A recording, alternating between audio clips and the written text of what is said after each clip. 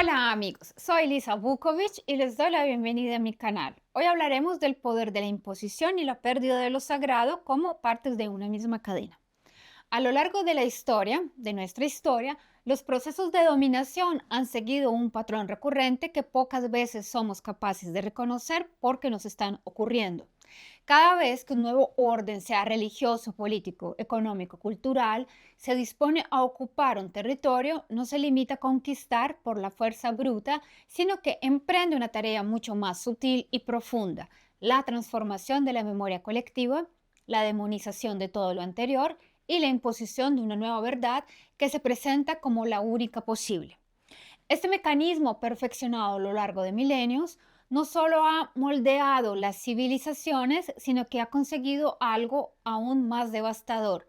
Ha robado a los pueblos la capacidad de contactar con lo sagrado, entendido no en sentido religioso, sino como la capacidad de conectarse profundamente con uno mismo, con su propia naturaleza y con el sentido de su propia existencia. Cuando un imperio o una religión expansionista se despliega sobre nuevos territorios, su primer acto no es militar, sino narrativo. Es necesario convencer a la población y a veces a los mismos conquistadores de que lo que están destruyendo merece ser destruido. Por eso la historia la escriben siempre los vencedores y la escriben de tal manera que la sangre sobre la que se construye esta nueva civilización queda oculta bajo capas de justificaciones morales. Lo viejo debe ser presentado como bárbaro, inmoral, grotesco o simplemente obsoleto. Los viejos dioses se convierten en demonios, las antiguas prácticas en actos abominables, los símbolos de fertilidad y vida en emblemas del mal. No es casualidad que Baal, por ejemplo, el dios de las lluvias, cielo, de la vida y de los ciclos naturales para algunos pueblos semitas, los occidentales, como fenicios, cananeos y sirios, fuera transformado por la tradición judio-cristiana en Belcebú, viene de ahí el nombre, el príncipe de los demonios, un dios que representaba la esperanza de los agricultores en estas regiones áridas, que encarnaba la victoria sobre la muerte y la promesa de resurrección con cada nuevo ciclo de la naturaleza, fue convertido en el arquetipo del mal. Su esposa, la bella Astarte, diosa del amor y la fertilidad, corrió la misma suerte. De ser venerada por su belleza y poder creador, pasó a ser una entidad demoníaca. Este proceso no es un accidente histórico ni una excentricidad de las religiones antiguas. Es un método consciente de dominación. Los partidarios de la nueva fe añaden deliberadamente rasgos negativos a los dioses a los que la gente adoraba. Es guerra de información, como la llamaríamos hoy, pero tan antigua como la humanidad misma. Y funciona porque se apoya en un recurso psicológico profundo que en el siglo XX empezamos a conocer, que son el miedo, el asco y la repulsión. Si se consigue que una población sienta horror por sus propias tradiciones, habrá dado el primer paso para aceptar la imposición de otras nuevas. Los romanos, por ejemplo, contaban con escalofríos las supuestas barbaridades de los fenicios, sacrificios de niños, rituales sangrientos, costumbres atroces. Y mientras difundían estas historias, arrasaron Cartago hasta los cimientos, vendieron a sus supervivientes como esclavos, maldijeron su tierra y pasaron un arado sobre ella, textualmente. Los romanos, por supuesto, nunca cometían tales atrocidades. La realidad es que los vencedores construyen su propia pureza moral sobre la demonización del otro y de ese modo justifican la violencia más extrema como una misión civilizadora. Pero este patrón no se limita a la antigüedad ni a las religiones. La modernidad, con su exaltación de la razón, su pretensión de haber superado las supuestas supersticiones del pasado, ha repetido exactamente la misma operación con herramientas diferentes. Los occidentales hemos sido desposeídos del acceso a lo sagrado en todas sus formas, en el arte, en la comunicación con nuestros semejantes, en la relación con la naturaleza y con nosotros mismos. La elevación de la razón y del ego a la categoría de dioses todopoderosos ha generado un tipo nuevo de imposición, quizás más sutil y por ello mucho más difícil de combatir. Se nos enseñó a creer solo en la razón humana, esa razón que como sueño, como plasmó Goya en sus grabados, produce monstruos. Una razón que no tiene acceso a nada que no sea materia tangible, que pretende explicar el alma humana con palabras y teorías y que convirtió a su propio Dios, cuando aún le quedaba alguno, en una explicación racionalista, a menudo forzada y artificiosa. Las consecuencias de esta desacralización son visibles en absolutamente todos los ámbitos. En el arte, con el posmodernismo, se nos ha enseñado que una obra no tiene valor inmanente, sino que debe ser legitimada a través de una verborrea objetiva que convenza al público desde la razón de que esto es arte.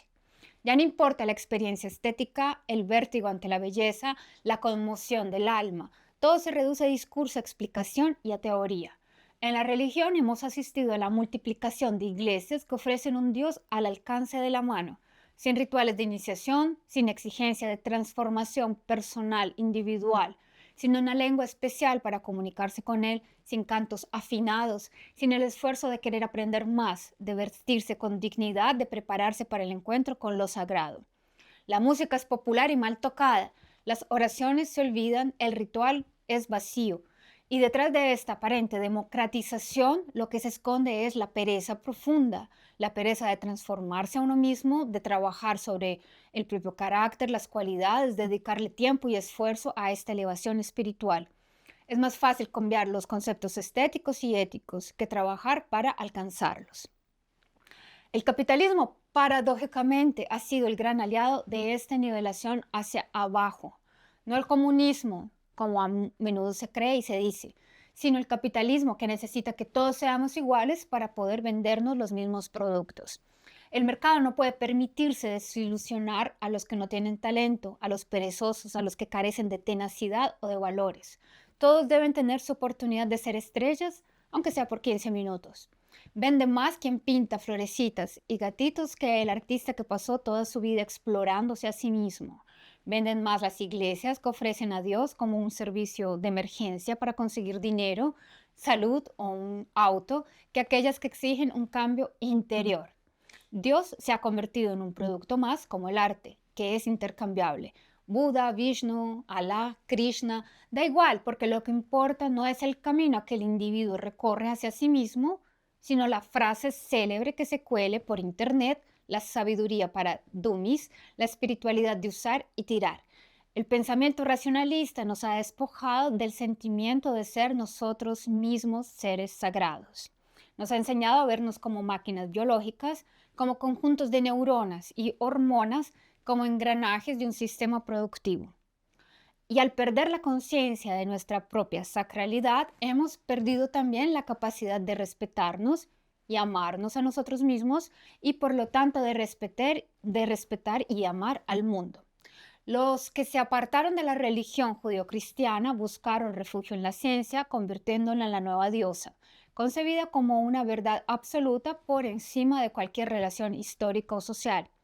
Pero la negación de la espiritualidad a través de la razón no ha hecho más que conservar el mismo pensamiento mágico primitivo bajo una aparente sofisticación.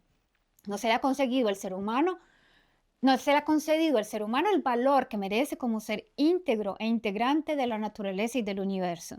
Y aquí aparece la gran paradoja. El Dios que pretendíamos haber matado, ese Dios judío-cristiano que exigía sacrificios antes, que veía el cuerpo con asco durante toda la Edad Media, que nos hacía sentir culpables por ser lo que somos, no ha muerto realmente. Simplemente ha cambiado de máscara. Quien mató a Dios en aras de la razón, convirtió a la razón en el nuevo Dios.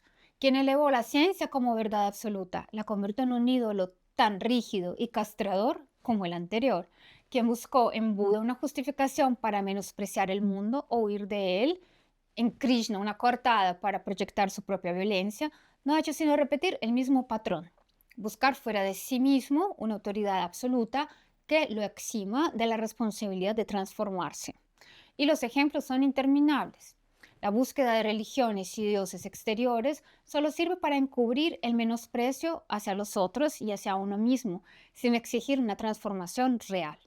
Por eso, la muerte de Dios, que debía haber inaugurado el humanismo, recordemos a Nietzsche, el humanismo por excelencia, no ha cumplido su promesa: acabar con la moral impuesta, con la doble moral, con los principios jerárquicos desde fuera, debería haber significado un retorno al conocimiento interior, es decir, a la sabiduría, al gurú interior que en tantas culturas está presente. Pero en lugar de eso, nuestro mundo se ha quedado atrapado en la fase de destrucción sin entender en qué momento debe empezar ya a crear. Como escribió Nietzsche, el espíritu humano debe pasar por tres transformaciones. Primero es cabello, que carga resignado con todo lo que le imponen. Luego se convierte en león, que destruye todo lo que ya no le sirve. Pero finalmente debe ser niño, que crea desde la inocencia y la libertad. Nos hemos quedado en etapa de león. Destruimos, pero no sabemos crear. Y la destrucción solo es un acto creativo cuando no se pierde de vista el poder creador interior. Nietzsche escogió a Zaratustra, el profeta, que ofreció la idea de un Dios creador y dador de luz. No fue simplemente en vano, precisamente lo escogió a él porque ese profeta y su tradición fueron destruidos por la imposición judio-cristiana. Zaratustra baja de la montaña para anunciar que Dios ha muerto, pero no para celebrar el nihilismo, sino para abrir el camino al superhombre, aquel que es fiel a la tierra, que no busca esperanzas supraterrenales, que no desprecia la vida.